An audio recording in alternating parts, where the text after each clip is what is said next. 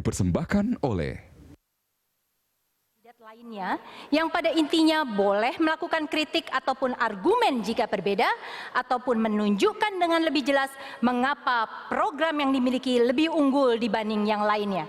Sudah jelas para paslon? Baik. Hadirin, inilah sesi kedua. Kita dengarkan dulu pertanyaannya. Rasio ketimpangan antara yang kaya dan miskin di Jakarta adalah salah satu yang tertinggi di Indonesia. Tingkat kemiskinan sendiri juga relatif masih belum bergerak turun. Pertanyaannya kepada paslon nomor 1.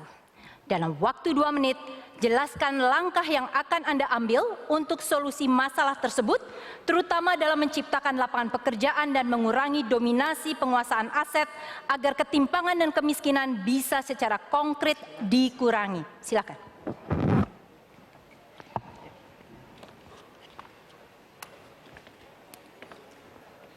Benar bahwa angka kemiskinan di Jakarta masih cukup besar.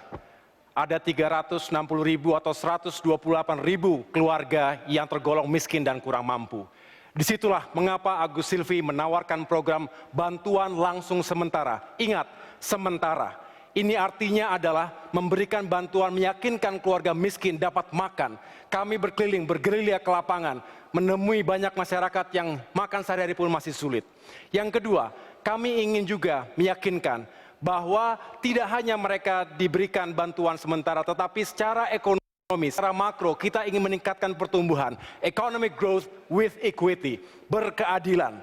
Karena dengan pertumbuhan yang baik, maka akan menggerakkan, akan tercipta lebih banyak lagi lapangan pekerjaan. Disitulah kita bisa menyerap angka pengangguran terbuka saat ini dan mengurangi pengangguran. Di samping itu juga kita memiliki bantuan atau skema bantuan dana bergulir, modal usaha tanpa bunga yang tepat sasaran dengan pendampingan dan diharapkan dapat mengembangkan UMKM sekaligus mengurangi pengangguran juga. Ini kita harapkan dapat mengurangi pengangguran cukup signifikan selama 5 tahun ke depan.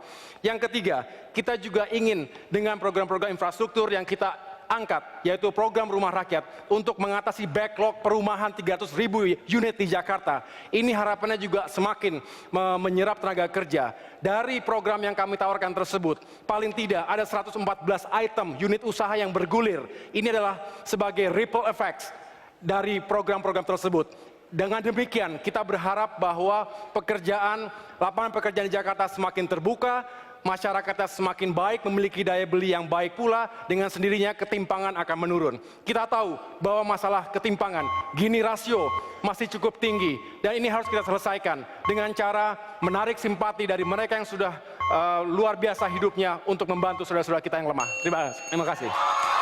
Saya berikan pertanyaan yang sama kepada paslon nomor 2. Dalam waktu 2 menit, jelaskan langkah yang akan Anda ambil untuk solusi masalah ketimpangan sosial dan kemiskinan, terutama dalam menciptakan lapangan pekerjaan dan mengurangi dominasi penguasaan aset agar hal tersebut secara konkret bisa dikurangi. Silakan.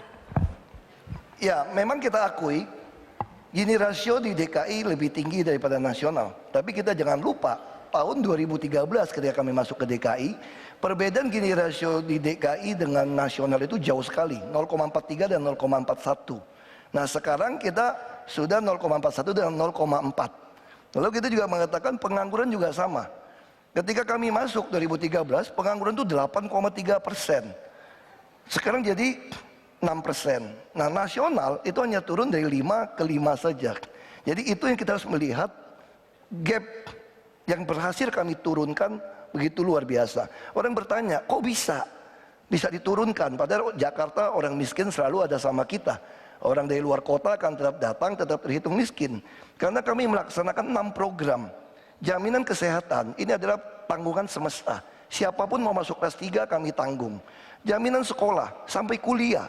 Tahun lalu kita sediakan 18 juta yang untuk bisa lolos di perguruan tinggi negeri. Lalu jaminan perumahan, hanya 5.000 sampai 15.000 per hari. Lalu kami jaminan transportasi. Orang dengan gaji UMP yang tinggal di rumah susun tidak bayar transport. Kami telah menambah 2 kali lipat, 55 trayek baru supaya ini murah. Lalu apa yang kelima? Sembako.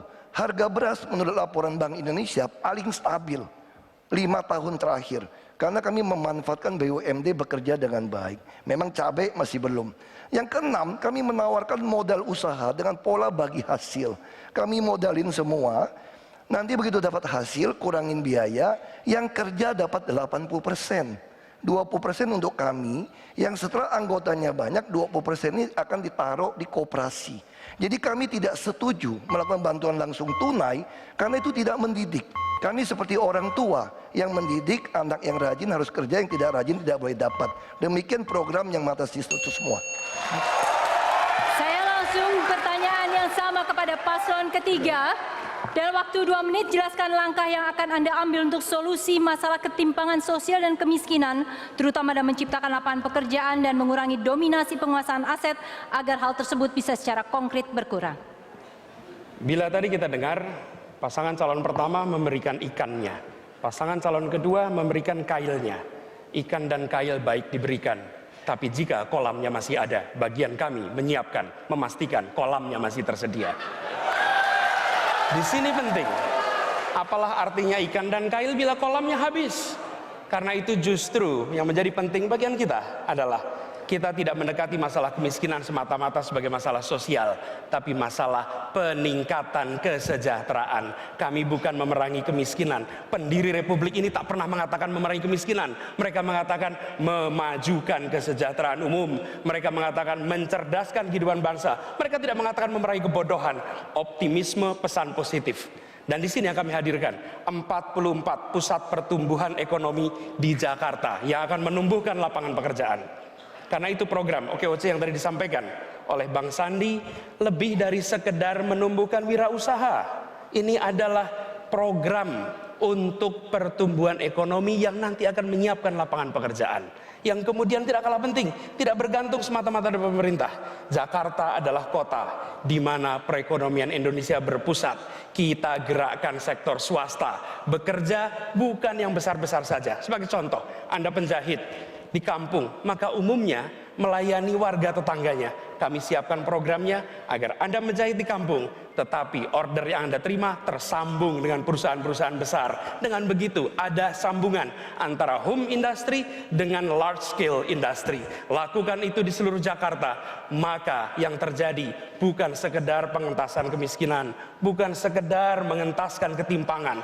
Yang terjadi adalah maju bersama, kesejahteraan bergerak, dan insya Allah maju kotanya, bahagia warganya. Ya, pasangan pendukung para paslon nomor 3 ditahan dulu.